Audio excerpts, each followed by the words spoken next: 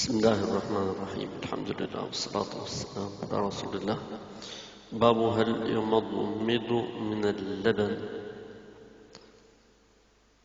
nëse njeriu ka pirë qumësht, atë duhet marrë abdes apo duhet ta shprehë gojen apo jo? Nëse njeriu ka pirë qumësht,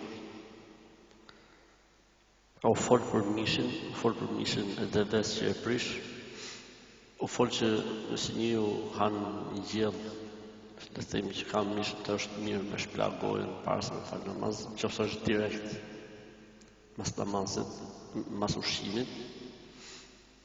Tani qumshti ku klasifikohet? Atë ka të ushqime që s'ka nevojë me shplag gojen njeriu apo si është puna domethënë. Atëherë Imam Buhariu këtu ka bërë një kapitull të veçantë për qumshtit si veprohet.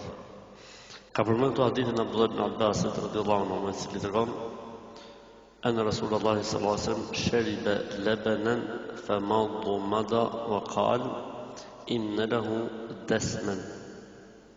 Abdullah ibn Abbas radhiyallahu anhu tregon se dërguari Allahut sallallahu alaihi wasallam piu qumësht dhe pastaj shplau gojën përpara se mu fal.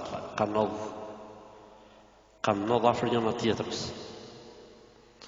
Dhe ka arsyetuar pejgamberi sallallahu alaihi wasallam këtë veprim duke thënë ka i ndyrë, pra me kuptimin ngel diçka në gojë, e duke qenë se është afër namazit, shplau gojën, pra arsye sepse është shplau gojën sallallahu alaihi wasallam. Normalisht që kjo nuk është obligim, as nuk është, si me thënë, sunet.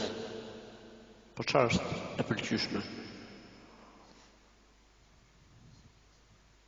Mustahab. Obligim nuk është se s'ka gjë që e ka urdhëruar. Sunet nuk është sepse nuk ka ndonjë cilësim për të. Mustahab sepse pejgamberi sa më ka bërë dhe ka arsyetuar veprimin e saj. Pra që do të thotë se dikush pi qumësht dhe mas pirjes qumësht lidhet namazit. Ka në qortim për të, s'ka asë në qortim për të. Thjesht kjo është më preferuara. Thjesht kjo është më preferuara të bëhet. Assalamu alaikum.